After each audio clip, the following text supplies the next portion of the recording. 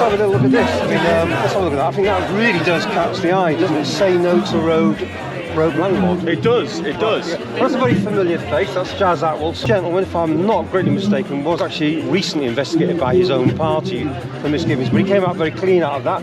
That's all good and proper. But there's a bit of a problem. What is the problem behind this? Because that's a very, very serious thing to say. Why is his face on it?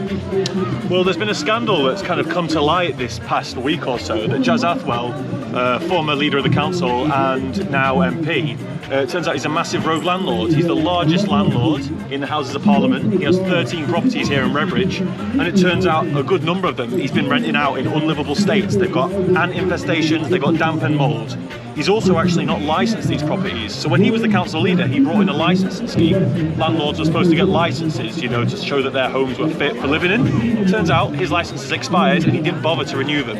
He's also claimed, which is illegal, he refuses to rent properties to people on benefits, on universal credit.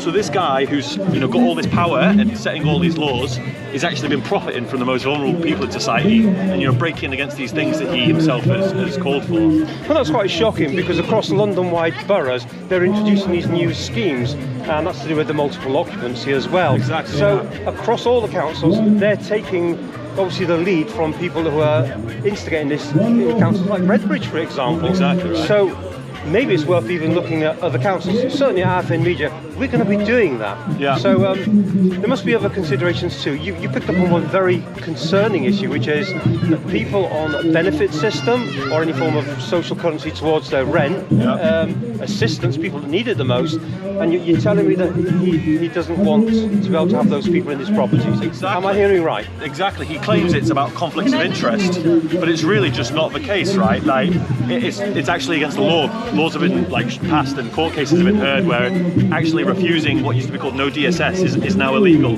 And ultimately, we know why it is, right? He just wants to make as much money as possible. He doesn't care about those vulnerable people. And landlords across the country don't. Politicians across the country don't.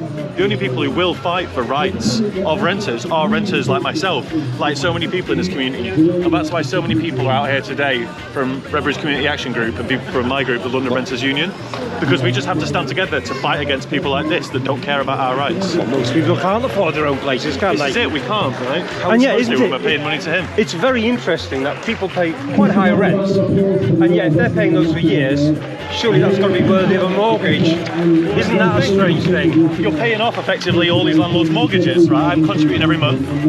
A lot of these landlords who have mortgages, I'm paying their mortgage off for them. The thing is, 40% of landlords in this country don't even have mortgages. So a lot of these cases, the mortgage excuse doesn't hold.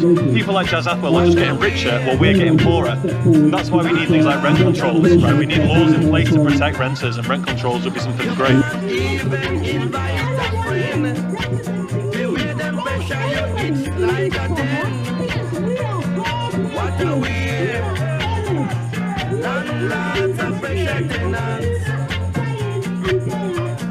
What a way. Jas, you've been here today at quite an impressive protest, and obviously Jas Athwal is causing a lot of ire amongst the people here, but obviously amongst a lot of renters. What's it all about in your own words? I'll tell you what it's all about. It started a long time. I've lived in Ilford for close to 40 years. You've seen how Ilford has spiralled down and down and down. It's become a ghetto, and that's all come about for a number of serious errors council made over the years with Jas at the helm. Okay, so Jas has always been about developing Ilford, and what he's done is put the developers' pockets first and the Ilford residents at the bottom of the pile.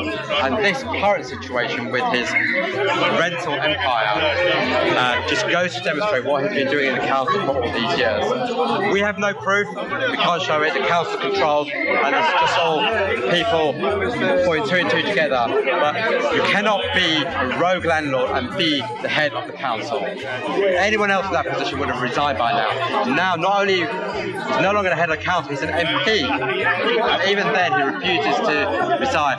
He's still a councillor, and now he's our MP. All these years I've been building up his property empire.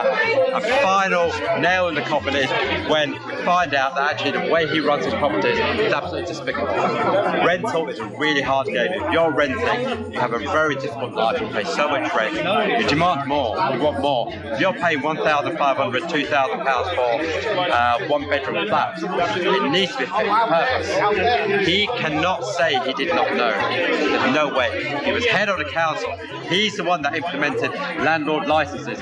He's the one that was meant to monitor that. And for him to sit back and say, I didn't know my properties didn't have licenses, it's absolutely shambolic. Councils are really well known for arm's length management organisation. Now, obviously, for the viewers that don't know what that is, obviously that means using a third-party interloper to carry out policies for the council, and that way the council gets money from central government to carry out policies that are perhaps not so popular with people. So these are third-party.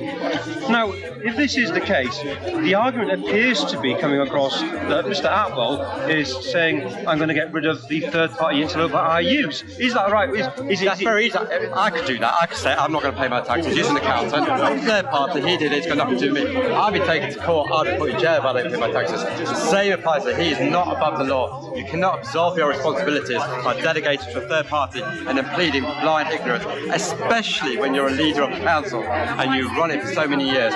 You know the council inside and out. You know how the rental market works.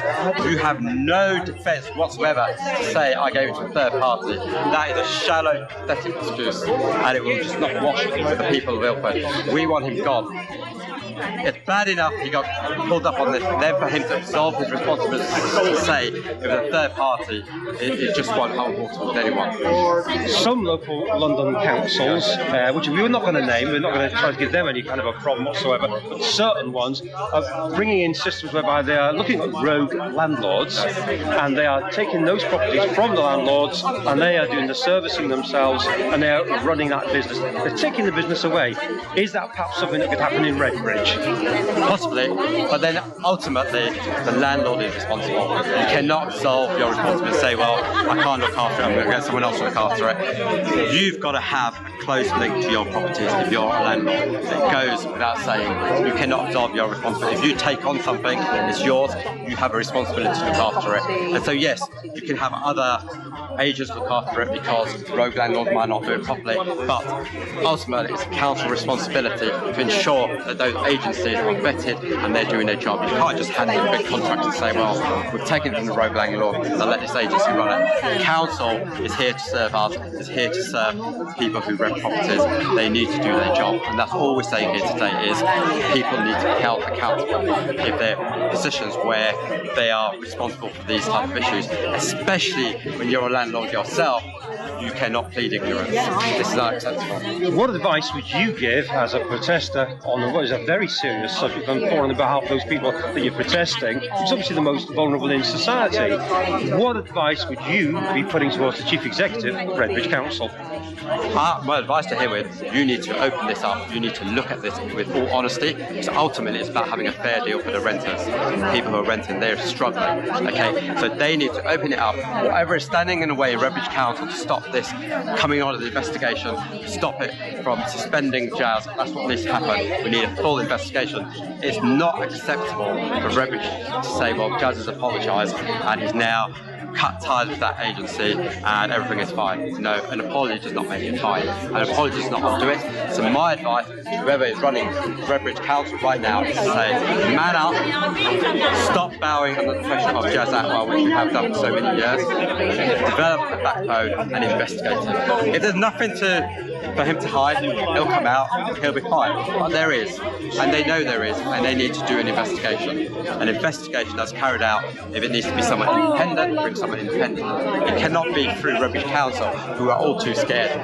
Because Jas was there for such a long time, he's put people in place, they're not investigating him. They would have known he didn't have a license. That's right, but other councils can actually use proxy to investigate other councils. Absolutely, yeah. Because if there is a problem there with it being endemic and systemic through the council itself. If there are concerns about this that do get voiced with evidence, then surely that might be the way to go forward. Absolutely, you cannot investigate yourself. So Redbridge Council cannot investigate its own council leader. That would just be madness, because they are all under him already anyway. We need an independent investigation. If that's through another council that comes in, knows how it works, that can investigate and have a look at what's going on here.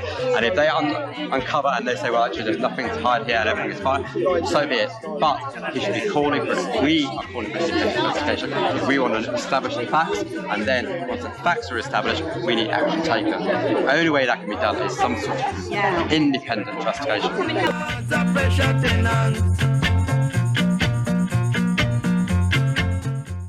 So my name is Noorjahan Begum. I'm a local Redbridge resident.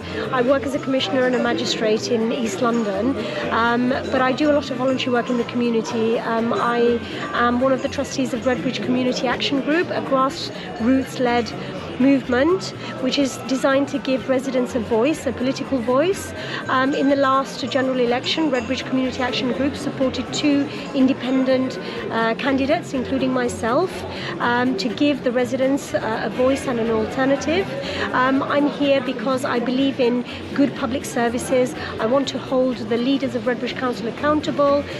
We have a cost of living crisis in Redbridge and we need better services. We also need to make sure that renters have a good deal, that evictions are few, and people who need housing and repairs get what they need. Reconciliation then is obviously the order of the day when we see headlines like this about Jas Athwal, and of course he's now a member of Parliament, which is a very senior position to be in. I mean, there's only one really higher than that, isn't there? This is a really shocking revelation. We know that Jas Athwal is the biggest landlord in Parliament, and the Labour Party, the new government, have actually given a commitment that they want to improve renters' lot. They want to remove evictions, especially the no-fault evictions. Labour need to look at how they show their commitment, and where landlords are found to be non-compliant, they need to be prosecuted. They need to be, whether they're an MP or an ordinary landlord, they need to be held accountable. Renters are facing high rents, mouldy conditions, really bad living conditions, and we need to make sure that repairs are carried out and they're compensated. As a community organiser, I would welcome residents to participate in community groups, resident organisations like Redbridge Community Action Group. Come, join us, volunteer, be part of our community engagement and civic participation programs, raise awareness, make sure that people are registered to vote, and get involved in your community, and campaign on the local issues. So currently we have a campaign to increase the beds in Queen's Hospital because there is winter pressures. We're also campaigning for better council tax reduction because we're all facing the cost of living crisis. We're also asking for better paying conditions for the bin men.